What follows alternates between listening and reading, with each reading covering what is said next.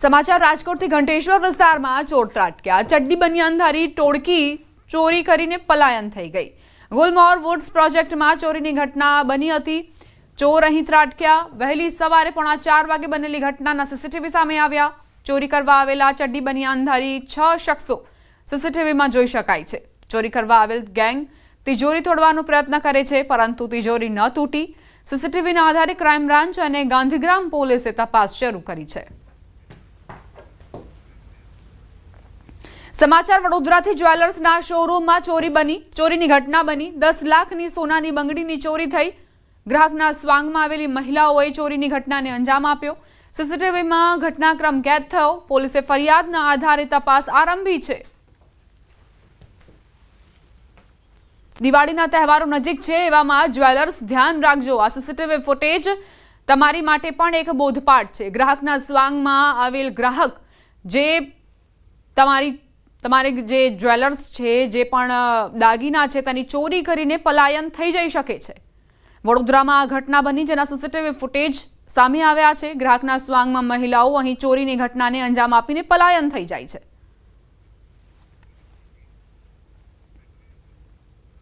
સુરતના ઉધનામાં સંબંધોને શર્મસાર કરતી ઘટના બની છે કે જ્યાં સગા મામાએ જ ભાણેજની નિર્મમ હત્યા કરી નાખી। મામાએ હત્યા બાદ ગુનાને છુપાવવા માટે મૃતદેહના 7 ટુકડા કરી તેને કોથળામાં પેક કરીને મોપેડમાં નાખીને ખાડામાં ફેંકી દીધા હતા। આ અંગેની જાણ થતાં પોલીસ દોડતી થઈ। પોલીસ તપાસમાં ખુલ્યું કે મામા અને ભાણેજ બંને સિલાઈ મશીન ભાડે ચલાવતા હતા। ઘણા સમયથી ભાણેજ હિસાબ કરી નફો બતાવતો હતો, પણ રોકડ મામાને આપતો ન હતો, જેથી હિસાબોને લઈ બંને વચ્ચે ઝઘડાઓ શરૂ થયા હતા। બંને છૂટા પડવાનું નક્કી કર્યું હતું।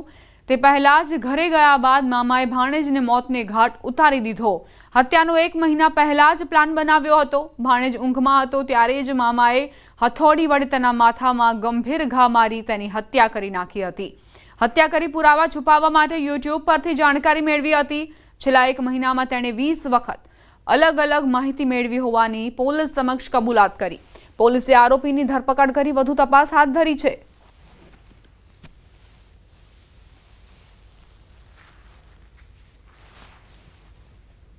दोनों के बीच मनमुटाव हुआ था। दोनों साथ में रह रहे थे।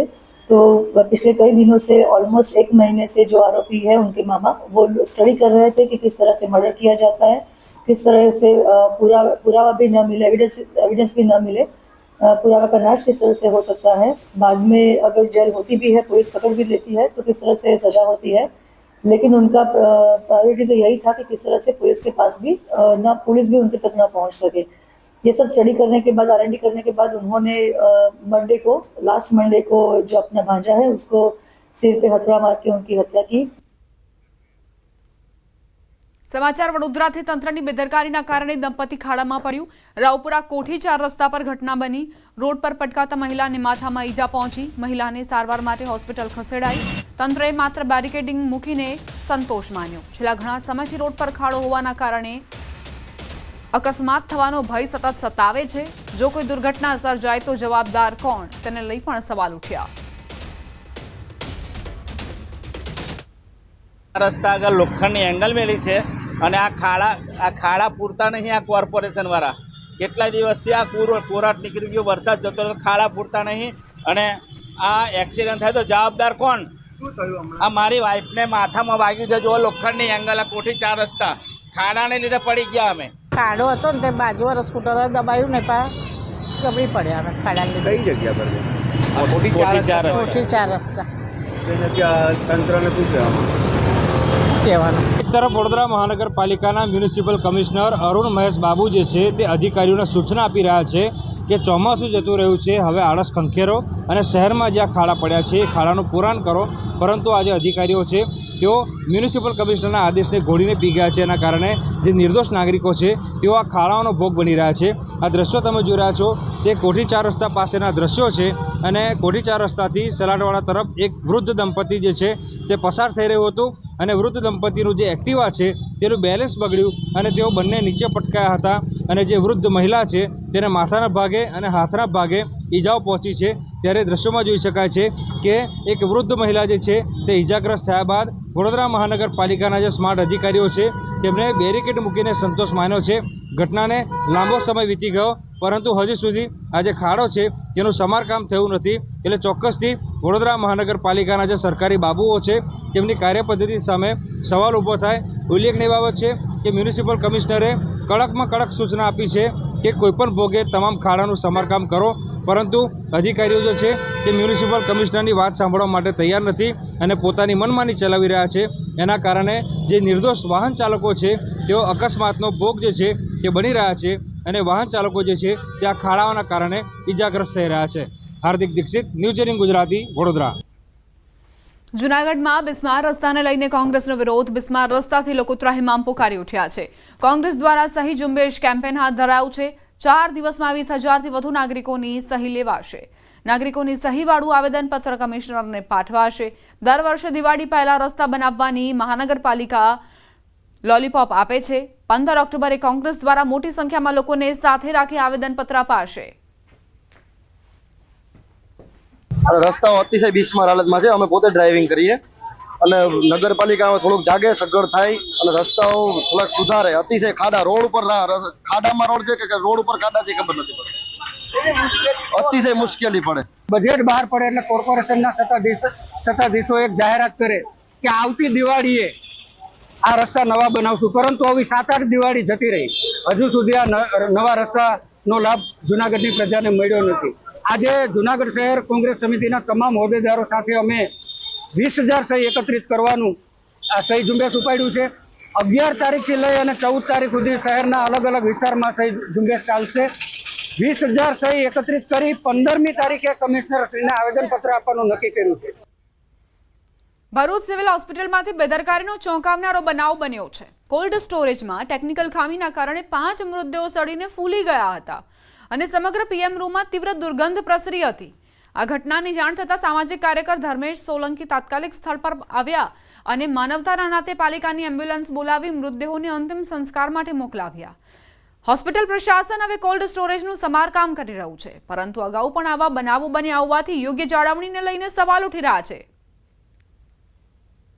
ભરૂચ સિવિલ હોસ્પિટલ પર ના પીએમ રૂમ પર હું ને મારી ટીમ આવેલ, જ્યાં અમે કોલ્ડ સ્ટોરેજ ખોલતા એટલી ભારે દુર્ગંધ મારી હતી કે અમારે બહાર નીકળી જવું પડ્યું. માખીઓ પણ ગણગણાતી હતી. કહેવામાં આવે છે કે આ કોલ્ડ સ્ટોરેજ છેલ્લા 2 દિવસથી બંધ હોય અને આ મૃતદેહો અંદર જ હોય, જેના કારણે આ 5 મૃતદેહોની હાલત ડિકમ્પોઝ થઈ ગઈ છે. માણસ ઊભો પણ નહીં રહી શકે એટલી દુર્ગંધ મારી રહી છે. મારો તંત્રને અનુરોધ છે કે અમે પણ એક વ્યક્તિ છે આ લેવા લઈ જવાવાળા, અમારે પણ સ્વાસ્થ્યની એ લોકોએ તકેદારી લેવી જોઈએ, ચિંતા કરવી જોઈએ, જેથી કરીને આવા મૃતદેહ લઈ જતા અમને કોઈ તકલીફ ન પડે. બનાસકાંઠા જિલ્લા સહકારી દૂધ ઉત્પાદન સંઘ લિમિટેડની ચૂંટણીમાં આજે મહત્વપૂર્ણ પરિણામ સામે આવ્યું. જિલ્લાની માત્ર દાંતા સીટ માટે ચૂંટણી યોજાઈ હતી, જ્યાં ભાજપના સમર્થનથી લડી રહેલા અમૃત પરમારને વિજય પ્રાપ્ત થયો. આ જીત સાથે દાંતા સીટ ઉપર છેલ્લા 32 વર્ષથી ચાલતું એકધારી શાસનનો અંત આવ્યો છે.